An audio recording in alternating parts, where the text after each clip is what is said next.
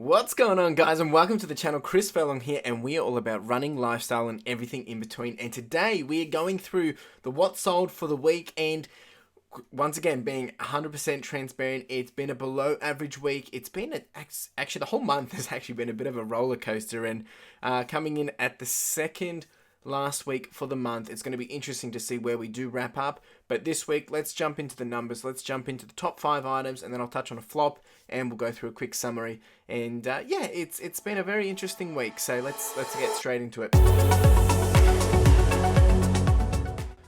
Item number 1, which was the best seller for the week, which came out of nowhere kind of thing. So this book was picked up for $3. My brother actually spotted it, and it's the reason why this one actually has gone for so much was because it was a first edition hardcover UK, and I'd looked up comps and other people were selling it for $300, $250. I had it sitting up there real high, and someone eventually made me an offer, and we went back and forth a while, and we set it on $80. I'm thinking $3.80, can't go wrong. I had been sitting on this for a while, so I figured, man, let's just let it move along. And you know, I don't want to be greedy about these things. I mean, $80 for a single book. I mean, come on. Anyway, so I sold this one for $80 and got $52.87 after postage and fees, of course. So yeah, not too bad. Top item number 2. Now this one was also pretty good find. Paid $4 and about 17 cents for this one. Picked it up at a Vinnie's, and it's only been sitting for about 4 or 5 days, and was able to sell it for full price at $69.97. It was complete. It had everything there. It was in very good condition. I probably actually could have got more. Not here to push greed. Not here to push numbers as high as they need to be.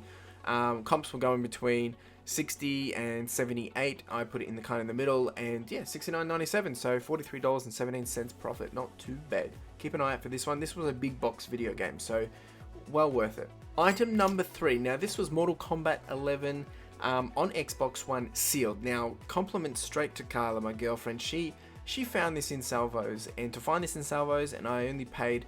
There's a bit of a story to this one actually. Let's go through it. So I walked in, went over to Carla. She found a couple of sealed games, and she said, "Oh, I just remembered you saying that they're sealed. They must be good." And this was originally at $15. I was still going to buy it because I knew it was worth $50.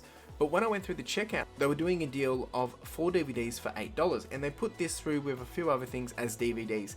So, you know, after all the other things that I got there, it rounded out to be about $2.60. This one sat for just 7 days. I purchased it last Sunday, and it sold today, Sunday morning, I think it was, yeah.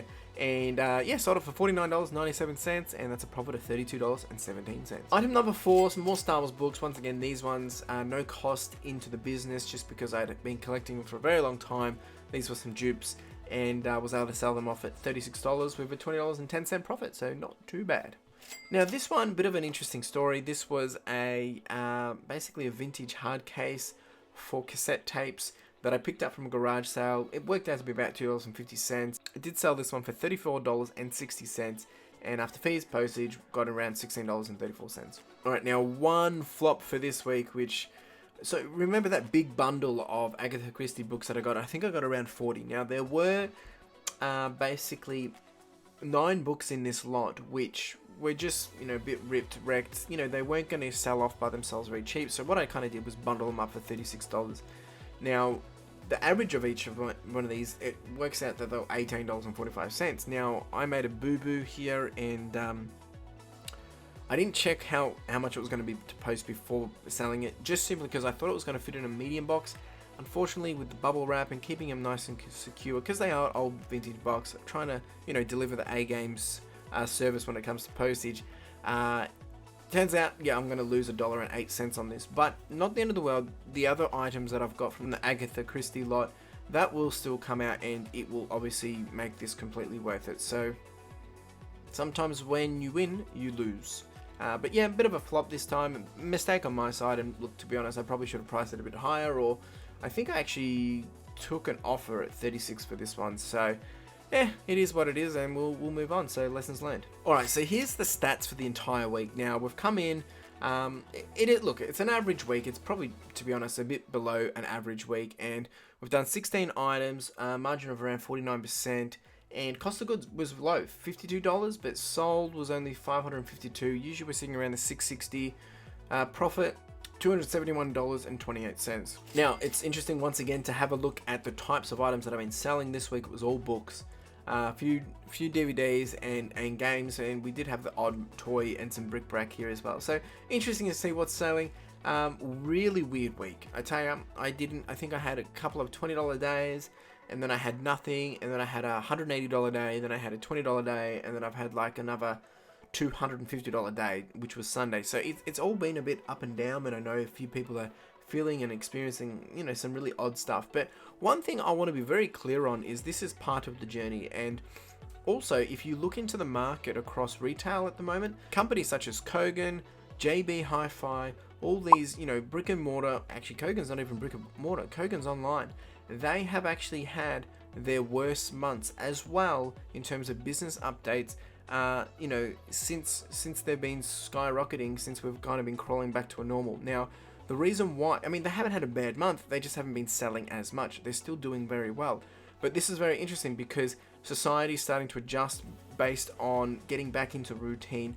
There's no more government supplements coming out at this point, or they've been, you know, pulled back a lot. So just some interesting economic things happening at the moment. And I think this all has a part to play because people's lifestyles are changing, things are, you know, holidays are over, and it's just all things to be mindful of. This is part of it, and I think anyone doing business will be taking a hit here or there, or one day or another. It's going to be part of the journey. So I just wanted to give that, you know, reminder. I'm not too fussed by this. I mean, of course, I'd love to be earning a lot more, but this is part of it, and we'll see what happens next week. So let's jump into the 100K revenue update. And once again, looking at this, it's super scary because, you know, I mean, the numbers are going up. We're at nearly almost at 10K. We're at 9,000 at this point in time, and we're on track to hit our 10th of May target. It's going to be tight, but I think we should get it. Now, in terms of, we're at 10%, we're 4 months in. Well, we're at 9% to be honest, and we have a long way to go. And there's probably a big question, Chris, how are you going to do this? Well, I'm going to go for it regardless. There's a few things that I'm working on to see if I can bring an additional level of scale to the business. But I'm just going to keep chugging away because that's the goal. And with goals, you have to adapt, you have to pivot, you have to adjust, and move towards them regardless. I could give up right now and think this isn't impossible, but you got to keep pushing. So I'll be tracking, I'll be keeping you guys updated. I really do appreciate the support and all that jazz along the way. So yeah, one thing I do want to remind everyone is I did do a shorts video where I introduced that I'll be doing a mailing list.